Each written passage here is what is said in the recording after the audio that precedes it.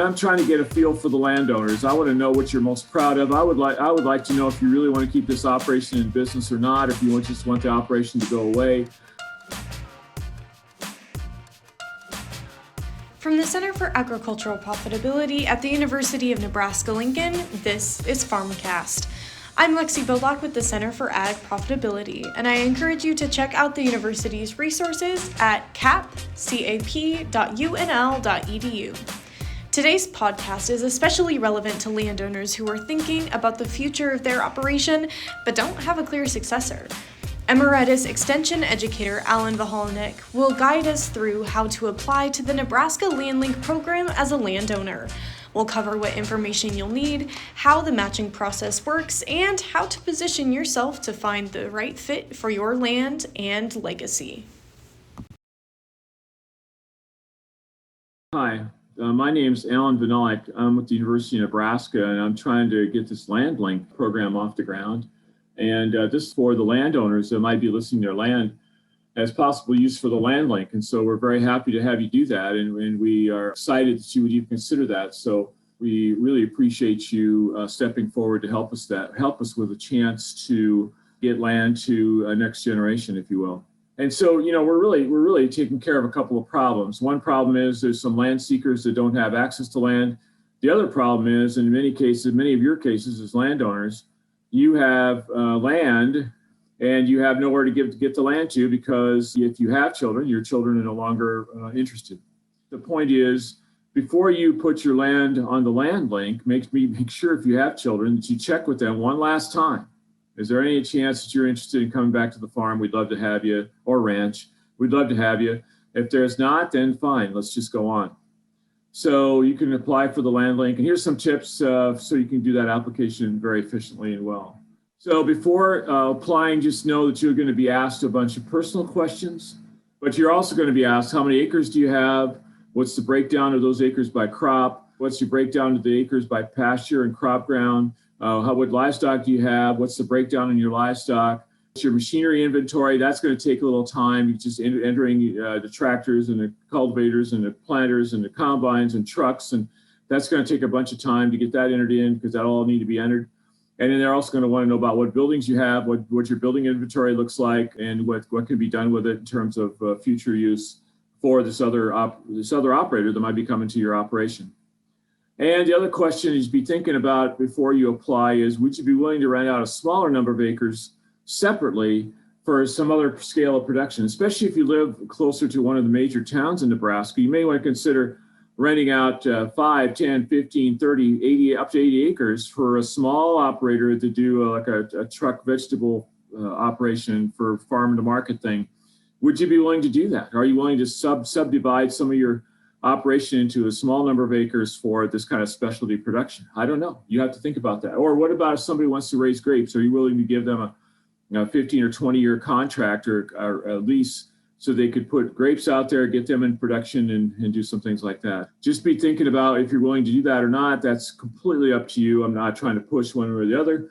I'm just telling you to have that in consideration.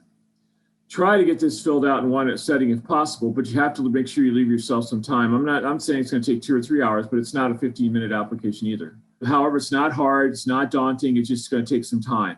If you're incomplete, I'll be getting a hold of you either by phone or by email and saying, hey, what's going on here? Let's make sure you have a very, very complete application. And all the things I just talked about are things we'll be asking you about. So just know that. Don't expect quick results. I don't know what the processing time will be yet, but it's going to take me some time to sort through applications as they start coming in, and interviewing people, setting up interviews, interviewing people as you be coming in. We'll do a preliminary interview based on the application received. You can't flunk the interview. That won't happen. You're going to do this interview by Zoom if we can do it, if you're available with a computer with a camera, and if not, we'll do it by phone. That's not a problem. I'm trying to get a feel for the landowners. I want to know what you're most proud of. I would like to know if you really want to keep this operation in business or not, if you just want the operation to go away. I would like to know how you'd like to transition operation in the future. What do you have for children, if you have children, and what's your obligation to those children? Do you have any obligation to children? What do your children expect? What are you willing to give? I mean, those kind of things have to be kind of thought about as you enter into this thing. And what is your commitment to the land seeker? Do you really want to keep this operation going, or So let's think about that and have that conversation before you even think about applying.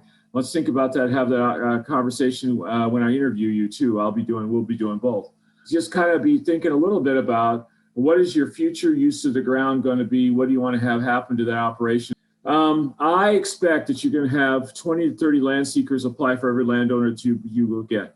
Like I said in the previous slide, you're going to have some period of time between the listing date and the date you receive potential land seekers. Your information from your land is only coming to my office and me only. I'm not sharing that with the land seekers, but I will be sharing their applications with you as the landowner. And I expect 2, 3, 4, 5. I don't know. I'll have to see how many qualify, how many people get applications done to me that are complete. And I'll be interviewing them too. So I'll want to know, what do they think? I want to try and set up as good a match as I can, especially after I maybe want to try and interview you first. And also know that we'll be having land seekers that are looking for land in specific corners of the state or specific parts of the state. And if your land is not there, then you may not have seekers right away. Although I'm anticipating that a lot of land seekers will say, "Hey, we'll go anywhere." So then I can use them to look at your operation and that sort of thing.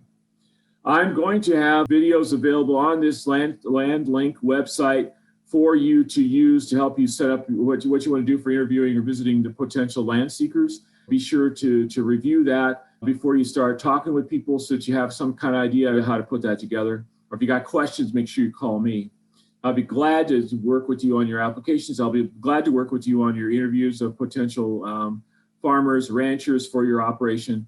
Just let me know. Allan Vyhnalek, avyhnalek2@unl.edu is my email address, and my phone number is 472-1771 in the 402 area code. I'll be glad to call you back. What happens if you call the campus is that it records your voicemail. The voicemail comes to me electronically via email, and I listen to it maybe 5 minutes later. So I hope that helps. I hope you get some ideas of what could be happening here, and really look forward to your application. And I'm really pleased that you're considering applying, and good luck with all that. So thanks for being a part of the Land Link program. I appreciate it very much. You can find more information and resources regarding land transition at the Center for Agricultural Profitability's website at cap.unl.edu.